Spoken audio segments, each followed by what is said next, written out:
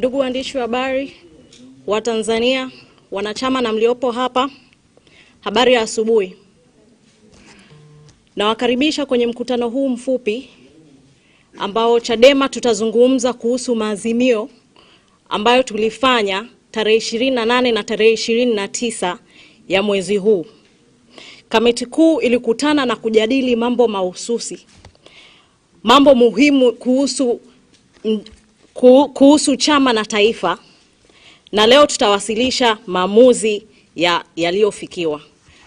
Kwa hayo machache ambayo nimesema, naomba nimkaribishe mzungumzaji wetu ambaye atakuwa ni katibu mkuu wa chama taifa, Mheshimiwa John Mnyika. Mheshimiwa, karibu sana uzungumze na Watanzania.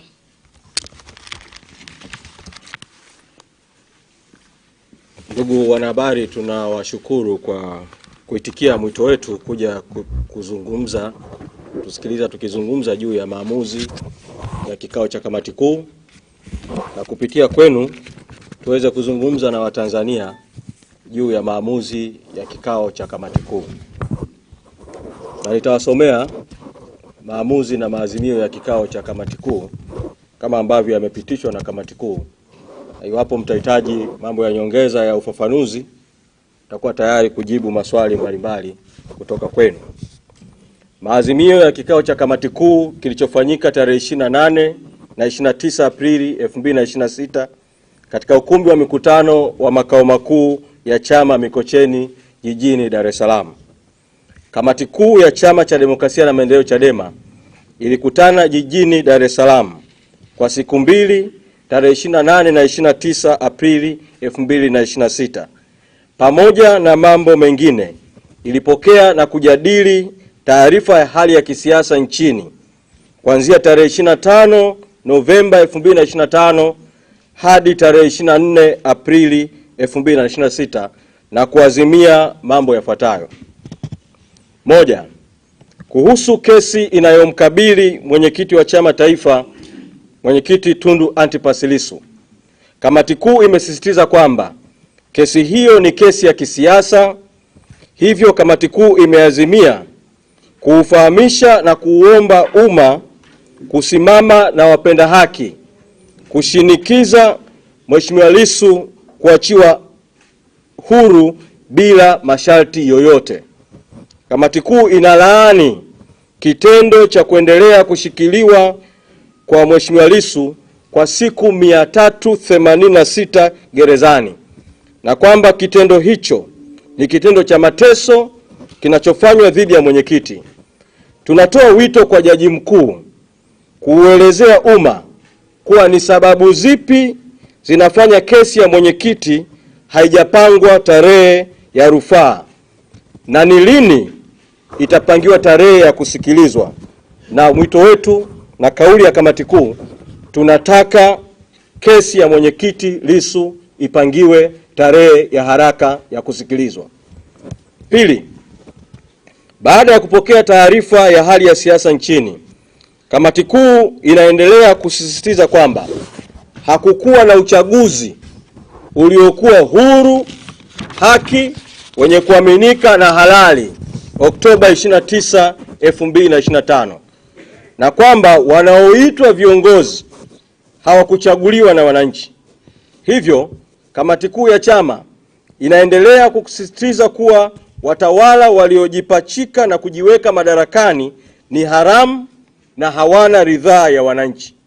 Katika hali hii, kamati kuu inaendelea kusisitiza msimamo wa tarehe 12 Disemba 2025 unaendelea kuwa ndio msimamo wa chama na wanachama na chama vile vile kwa niaba ya wananchi. Tatu, kuhusu yaliyotokea tarehe 29 Oktoba 2025, kamati kuu imeazimia kwamba wale wote waliohusika kuratibu, kufadhili na kutekeleza mauaji dhidi ya raia wawajibishwe bila kujali nafasi zao. Wakuu wa vyombo vya ulinzi na usalama wawajibishwe kwa kushindwa kuwalinda wananchi na kutuhumiwa kuhusika katika mauaji hayo na kushindwa kuzuia mauaji ya wananchi wasiokuwa na hatia. 4. kamati kuu inasisitiza inahitajika haraka kuundwa na kupatikana tume huru ili kufanya uchunguzi wa kina wa matukio ya tarehe 29 Oktoba 2025 na siku zinazofuata. Tunasisitiza kuwa ni lazima tume iwajumuishe watu wa ndani na nje wanaoaminika ili kuchunguza mauaji na matukio ya ukatili dhidi ya binadamu yaliyotokea Tanzania. 5. Kamati kuu inatoa pole kwa familia zote zilizokumbwa na vifo vya tarehe 29 Oktoba 2025 na tarehe zilizofuata.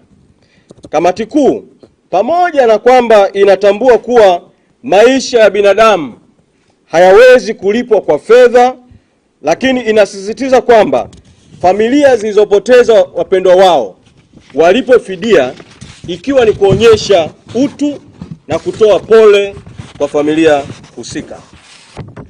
6. Kuhusu mchakato wa katiba mpya.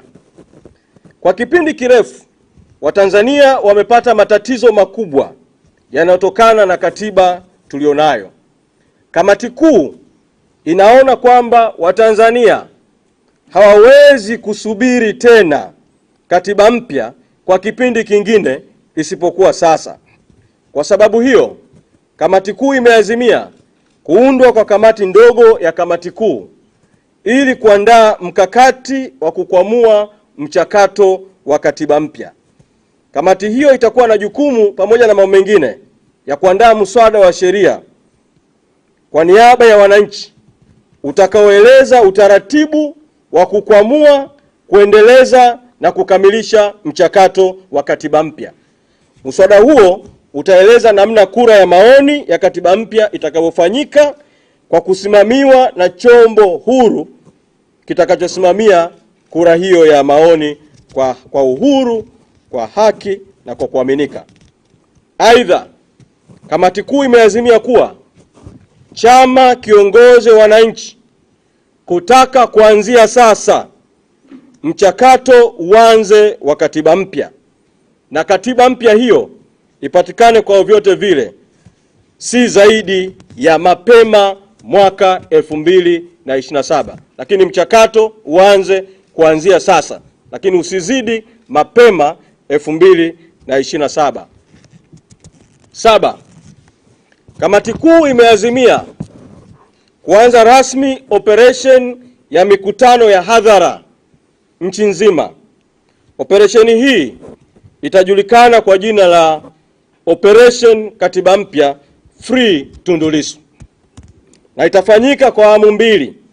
Katika awamu ya kwanza, mikutano itafanyika katika kanda ya Serengeti, kanda ya Victoria na kanda ya Kaskazini. Aidha, operesheni hii ya awamu ya kwanza itaanza wiki ya 3 ya mwezi wa 5. Kwa hiyo mwezi huu kwenye wiki ya 3 tutaanza moja kwa moja operesheni ya Katiba Mpya Free Tundu Lissu kwa kufanya mikutano ya hadhara katika kanda 3 kwa mfululizo. 8. Kamati kuu imeazimia kuwaenzi waasisi wawili wa chama, hayati Mzee Edwin Mtei, mwenyekiti wa kwanza wa chama, na hayati Bobu Nyaga Makani, katibu mkuu wa kwanza na mwenyekiti wa pili wa chama taifa. Azimio hili limekidhi kupitishwa kwa azimio la mkutano mkuu wa chama wa tarehe 21 Januari 2025 na ahadi iliyotolewa na viongozi kwenye msiba wa muasisi wa chama hayati Mzee Edwin Mtei. Na hivyo, kamati kuu imeazimia jengo la makao makuu ya chama Mikocheni, Dar es Salaam litaitwa Edwin Mtei House, na jengo la makao makuu ya zamani ambayo sasa ni makao makuu ya mabaraza ya chama ya Bazecha, Bawacha na Bavicha Ufipa Kinondoni, Dar es Salaam litaitwa Bob Makani House. 9. Kutokana na kupanda kwa bei ya mafuta nchini, kamati kuu imeazimia chama kiwaongoze wananchi kudai hatua za haraka za kimkakati ziweze kuchukuliwa, ikiwa ni pamoja na kupunguza utitiri wa tozo ili bei ya mafuta iliyopanda nchini iweze kushuka. Aidha, kiwango cha bei ya mafuta kilichopanda tarehe 1 mwezi Aprili mwaka 2026 kishuke na watawala waweke ruzuku ya ununuzi wa mafuta kwa lengo la kufidia bei iliyoongezeka katika soko la dunia kwa angalau 50% ya bei katika soko la dunia. Hii ni kama hatua za kupunguza kodi zisipokizi haja ya kupunguza bei ya mafuta nchini. 10. Kamati kuu imeazimia kukaimisha nafasi za makatibu wa kanda zilizo wazi. Yohana Rugembe Kaunya ameteuliwa na kamati kuu kukaimu nafasi ya katibu wa kanda ya kaskazini. Mchakato wa kukaimisha katibu wa kanda ya kusini unaendelea na utahitimishwa kwenye kikao kijacho cha kamati kuu. 11. Kamati kuu kwa kutumia mamlaka yake yaliyoko kwenye ibara ya 7.716O ya katiba ya chama imewateua ndugu Godbless Jonathan Lema na ndugu Salma Kasanzu kusimamia shughuli za chama kwa kanda ya kati yenye mikoa ya Dodoma, Morogoro na Singida kwa kushirikiana na kamati ya uongozi iliyopo hadi uchaguzi wa kuziba nafasi zilizo wazi katika kanda hiyo utakapofanyika.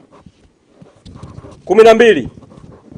Aidha, kamati kuu kwa kupitia ajenda za kikao husika ilijadili na kupitisha maazimio mengine mbalimbali ikiwemo masuala ya uchambuzi wa ripoti ya hotuba ya tume batili ya uchunguzi wa matukio ya Oktoba 29 maarufu kama ripoti ya Chande, na kupitisha maazimio mbalimbali ambayo chama kitayatoa kwa umma katika hatua ya baadaye.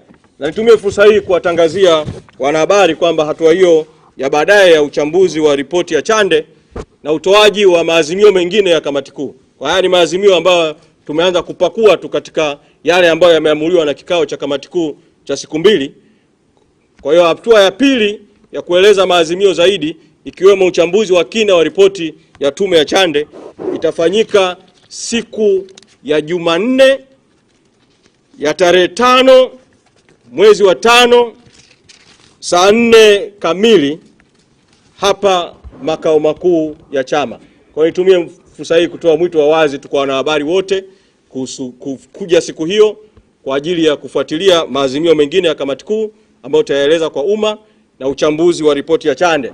Na nitoe mwito vile vile kwa Watanzania na wadau wote wa demokrasia na maendeleo na haki na ukweli na uwajibikaji, muendelee kuvuta subira na mfuatilie siku hiyo ya Jumanne ya tarehe 5 mwezi wa 5 saa 4 kamili asubuhi chama kitakapofanya uchambuzi wa ripoti hiyo ya Chande pamoja na hotuba ya Rais haramu iliyotolewa mara baada ya kusomwa kwa ripoti hiyo na hatua mbalimbali na maamuzi mbalimbali ambayo chama kimeyachukua kufuatia kusomwa kwa ripoti hiyo. Kwa katika hatua hii tueleze hayo maazimio ya awali ya kamati kuu ambayo tumeeleza kwa umma, na nikaribishe maswali kutoka kwa wanahabari katika muktadha wa taarifa hii ya awali ya maamuzi haya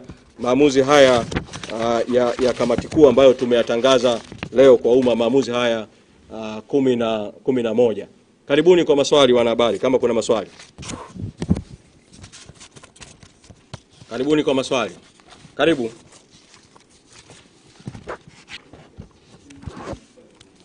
Ingawa nakufahamu, jitambulishe na jitambulisha chombo chako.